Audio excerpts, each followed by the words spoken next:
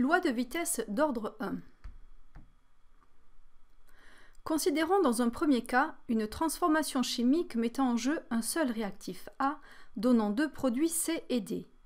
Par définition, la vitesse volumique de disparition du réactif A à un instant t est égale à l'opposé de la dérivée temporelle de la concentration en A. De plus, si cette réaction suit une loi de vitesse d'ordre 1 par rapport au seul réactif A, cette vitesse volumique de disparition du réactif est proportionnelle à la concentration en ce réactif A. Prenons un autre cas pour lequel la transformation chimique met en jeu deux réactifs A et B. En terminale, on se placera obligatoirement dans le cas où un des deux réactifs est en large excès. Supposons ici que B soit en large excès par rapport à A. La vitesse volumique de disparition du réactif limitant A est toujours égale à l'opposé de la dérivée temporelle de la concentration en A. Pour la loi de vitesse, elle ne peut s'appliquer qu'au réactif limitant. Si cette réaction suit la loi de vitesse d'ordre 1 par rapport au réactif limitant A, le réactif B étant en large excès, la vitesse volumique de disparition du réactif limitant est proportionnelle à la concentration en ce réactif.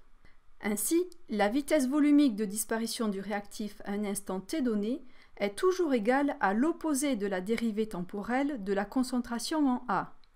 Par contre, seulement si la loi de vitesse est d'ordre 1, cette vitesse volumique est proportionnelle à la concentration en A. Expérimentalement, comment vérifier si la réaction suit ou ne suit pas une loi de vitesse d'ordre 1? Prenons par exemple la réaction entre les ions étain 2 et les ions fer 3. Pour savoir si cette réaction suit la loi de vitesse d'ordre 1 par rapport aux ions étain 2, en supposant les ions fer 3 en large excès, il faut faire un suivi cinétique de la réaction, en déterminant par exemple l'évolution de la concentration en réactif limitant au cours du temps. Voici la courbe obtenue. Ensuite, il faut exploiter ces résultats. Méthode 1. Vérifions la proportionnalité entre la vitesse volumique de disparition du réactif limitant et la concentration en ce réactif. À l'aide de la définition, calculons cette vitesse. Traçons le graphique représentant la vitesse volumique de disparition en fonction de la concentration en ce réactif. Modélisons cette courbe par une fonction linéaire. Les points sont alignés et la droite passe par l'origine du repère. La vitesse volumique de disparition du réactif est donc proportionnelle à la concentration en ce réactif. Cette réaction suit donc une loi de vitesse d'ordre 1 par rapport aux ions étain 2, les ions fer 3 étant en excès.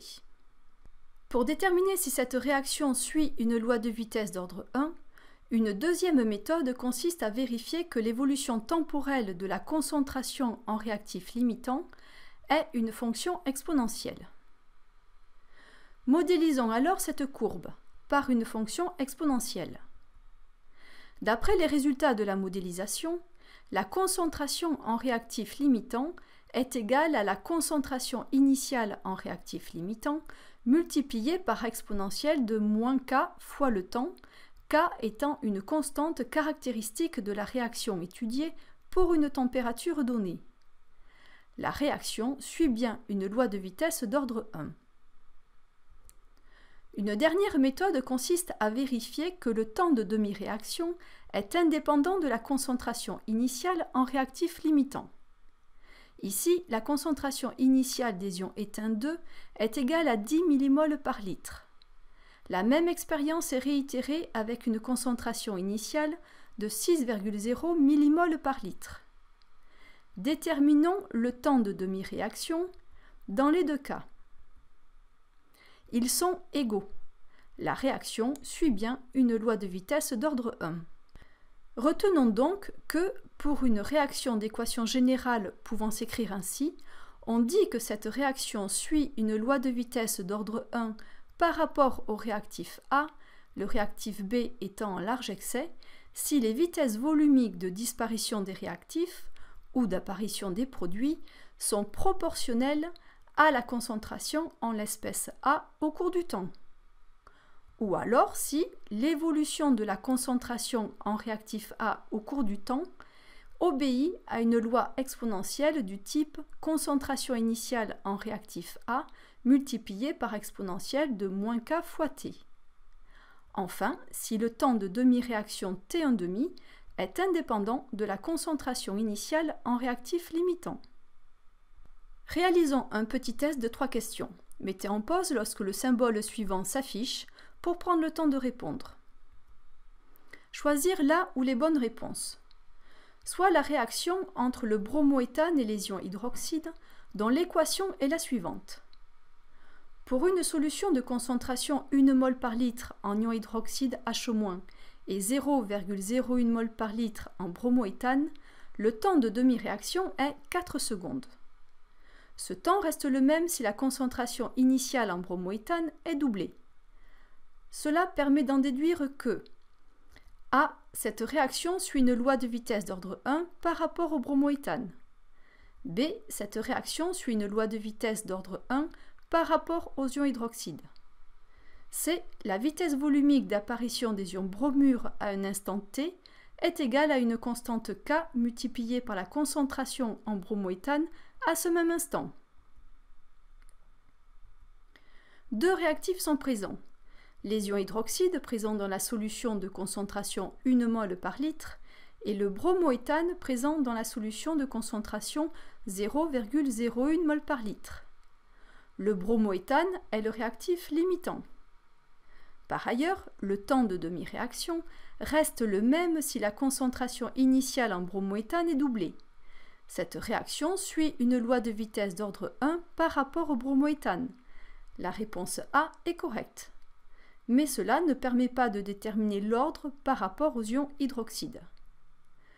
Comme la loi de vitesse est d'ordre 1 par rapport au bromoéthane, la vitesse volumique d'apparition des ions bromure, produit de la réaction, est proportionnelle à la concentration en bromoéthane. La réponse C est correcte.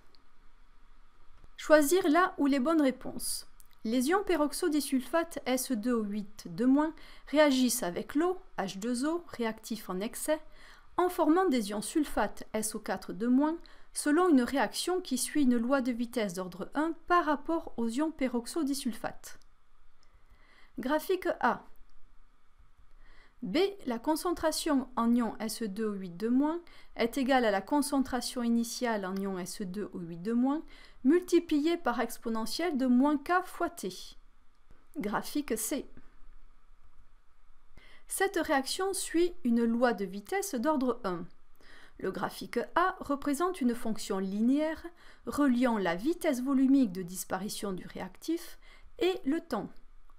Or, la vitesse volumique de disparition du réactif est proportionnelle à la concentration en réactif. Ce graphique n'est pas correct. La concentration en ion peroxodisulfate obéit à une loi exponentielle, du type concentration initiale en ion peroxodisulfate multipliée par exponentielle de moins k fois le temps. La réponse B est correcte. Le graphique C représente la vitesse volumique d'apparition d'un produit en fonction de la concentration en réactif. Or, ces deux grandeurs sont proportionnelles. Cette droite ne passant pas par l'origine, le graphique C est incorrect. Choisir la ou les bonnes réponses. On étudie la réaction au cours de laquelle un réactif A forme deux produits B et C. La concentration initiale en A vaut C0. Les temps de demi-réaction pour différentes valeurs de C0 sont indiqués ci-contre. A. Cette réaction ne suit pas une loi de vitesse d'ordre 1 par rapport à A. B. La vitesse volumique d'apparition du produit B est égale à une constante K multipliée par la concentration en A à ce même instant T. C. La concentration au cours du temps du réactif A est égale à la concentration initiale en A exponentielle moins K fois le temps. D'après le tableau de valeurs, le temps de demi-réaction dépend de la concentration initiale en réactif A. Cette réaction ne suit pas une loi de vitesse d'ordre 1 par rapport à A. La réponse A est correcte. La vitesse volumique d'apparition de B n'est donc pas proportionnelle à la concentration en réactif. Et cette concentration en réactif ne suit pas une loi exponentielle. Les réponses B et C sont incorrectes.